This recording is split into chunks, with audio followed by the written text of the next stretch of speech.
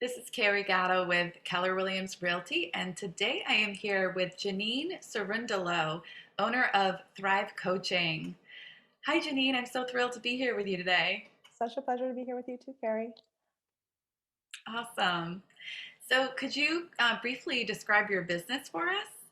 Yeah, so Thrive Coaching is it's an online coaching business. So I work with people mostly actually over the phone or in facilitation of groups on Zoom, and I help people kind of get from stuck or a place of confusion or where they're feeling lost, either in relationships or in career, and to move to clarity and take their next steps in that regard. So it's really a joy to like help people when they're feeling really confused and help them find their next right step. So that's what those big transitions. I know a lot of us are in many of them, whether it's moving or breakups or wanting something more fulfilling in different regards. So it's definitely Yeah, been fulfilling. the only thing that's constant is change.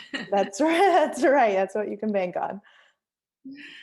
Awesome. And you're based in Arlington, Yeah. right? But Mhm. you can serve people wherever they are located. Wherever they are. I've had clients from all over, and as I've lived in different places too, it's been really fun to connect with people all over the country.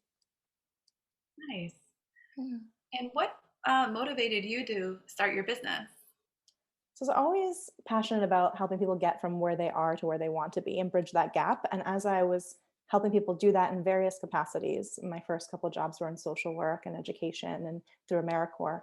Um, I really saw that in that process, I also wanted to help people enjoy the road to getting from where they are to where they want to be. Because I think we can always get kind of caught up in like, oh, when I get there, or, oh, if only. And it's very important to help us get to our goals and dreams and aspirations, but you don't want to miss the present and kind of kick the dust up in your own face as you're getting there. So my process is kind of twofold, and I think, yeah, I was just inspired to do that because I love helping people and making a difference. And I felt like this was the way through listening and guiding with supportive questions and kind of deep diving into someone's situation. Being able to support them in that way has just been super fulfilling, as I said, and makes a difference that Wow. is like palpable. So it's fun. Yeah, I love that. My husband and I were just talking about that, how we've both been learning to kind of enjoy the journey because our culture is all about goals and accomplishments. And yet you don't want to put your happiness off until you reach some goal. You want to be happy in the moment too. Exactly. I like to think of it as like this metaphor of a flower where it's like we think it's just about being the blossom flower that's like fully formed, and that's important, and we are that. We're like perfect as we are, in some ways, but we're also kind of like the bud at the same time. So it's like both this dance of being a bud and a flower at once. So it's like progressing to those things. So yeah, enjoying what we're growing into as we are happy with who we are now.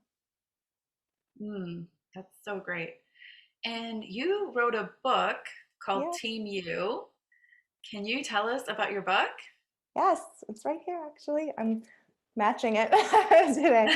Um, yeah, I have. So, speaking of dreams and wanting to get to where you're going, I had wanted to be a writer since I was 8. So, I like at some point was like, okay, I've been coaching for 10 years and helping people live their dreams. But I had a dream before it was just helping people, which was awesome. But it was to be an author. So, I thought about the modality that I use the most with my coaching clients, which is to think about the parts of ourselves at play. So when like we're talking about getting to where you want to go and being where you are, the two parts that come up for me are like miss success or the drive or the ambition versus like miss presence, who like wants to sit in a field of flowers and smell the roses or whatever. So it kind of sounds a little funny, but if you've seen the movie Inside Out, from the Pixar movie, Mm-hmm. with all the different like Love it. emotions. Yeah, so that's kind of the modality I use as we go into the different emotions and archetypes and sides of yourself that are at play, especially in making a decision when you're like, one part of me wants to do this, but the other part thinks it's a terrible idea, right? So when you feel that tug of war inside, the book is kind of like a toolkit and an introduction to who are these sides of ourselves, how do you connect with them, see what their needs and desires are, and help them harmonize so that you don't feel at war within yourself, but you feel like I'm aligned and going in the same direction.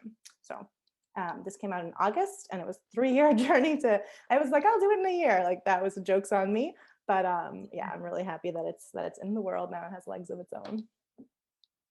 That's amazing. Yeah, I'm a self-published author myself, so I know how, huge that is, and that's a great accomplishment. What was the process of writing it like for you? Um, Throughout the process, I had to kind of learn to uh, take my own medicine, so to speak, and like actually work with my own inner parts. Like I had parts that were like urgent, like let's get this out yesterday, and other parts that were like I want to enjoy the process, as we were saying. So kind of using the techniques in the book throughout, and it was really helpful to see to show up to the page as like I'm having a conversation with the book, or I'm just letting it flow, as opposed to like when I got overly structured or deadlines, that would just suffocate any of the creativity. So I think learning to trust the process and knowing that it was a labor of love. And as much as I got the love part, I was like, I love writing. This is going to be fun. Like it's also hard work. So Yeah, understanding that and being at peace with all of the elements that went in, all the things I didn't know, because it's not just writing, right? It's like then editing and the self-publishing piece that you were talking about that you've gone through, that's a whole different hat to wear. So yeah, yeah. yeah. Very cool. I love that you learned what you were teaching by writing about it.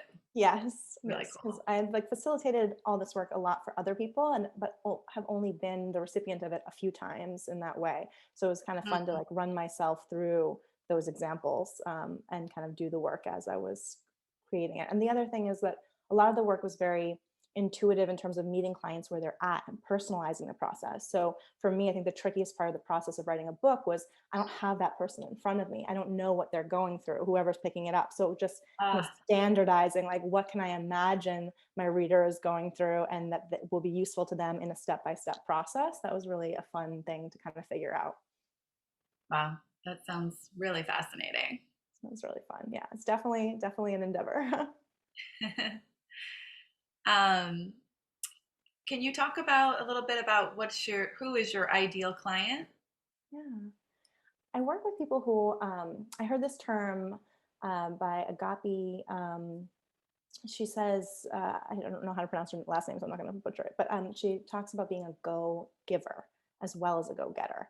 And so I loved that. And I feel like the people I work with, they're go getters. They have deep aspirations and high goals, but they're also kind of oriented to making a difference in their communities or in their lives and for others. So I feel like they're heart centered, um, kind of sometimes hard on themselves, like they're their own worst enemy or their own biggest critic along the way. So a lot of our work, it may seem like, oh, I want to get into a new relationship or I want a new job. And those things are the externals that we work on.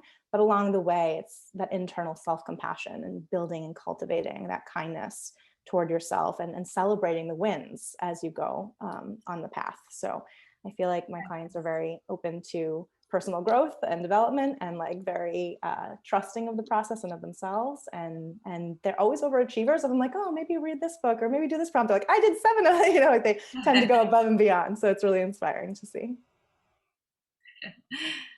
And what is something most people maybe don't know about you? Yeah, I think most people don't know that I'm not a great singer, but I love to sing. So I like to like practice singing, and it's really important to me. It feels like a way to express our voice. I've tried to take some singing lessons. My tone I hear is nice, but the on key part is has some room to grow. But I find it to be a really nice practice to just yeah, get in the flow. So That's really great.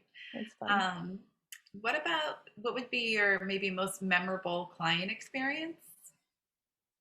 Yeah, I think in general, the process of helping somebody like get from stuck into feeling freer is just like huge. And in a specific instance, helping someone do a guided visualization where she had just like been harboring these feelings still toward her ex, like just feeling kind of still attached. It had been like, I don't know, a year or so, and she wasn't really moving on.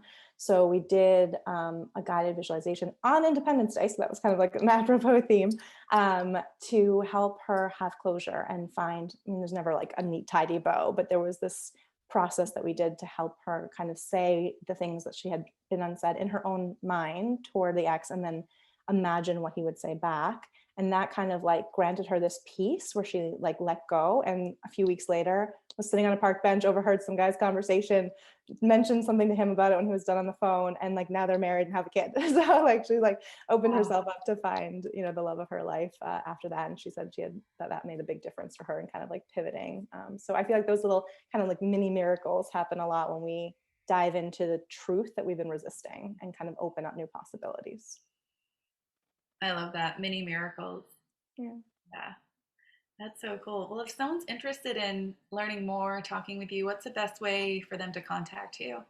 Yeah, through my website is great, JanineCerundolo.com. I have um, notes and information about my one-on-one work there, as well as I sometimes lead groups, whether it will be on the book itself and parts work or on career pivoting specifically. That's one I've been doing lately is when people want to transition. They don't know where to start, but they know they want something else, or they have a clear idea of what they want, but they're like afraid to take that leap. I work in those capacities. So all of that's on my website, and you can apply for like a consultation from there. Excellent. Excellent. Well, thank you so much for sharing today. And gosh, your book sounds amazing. So I'd love to grab myself a copy. Thank you. I want And to check out yours too. I'm looking forward to hearing more about oh, it. cool. Thank you. And thank you everyone for watching. We'll see you next time. Take care.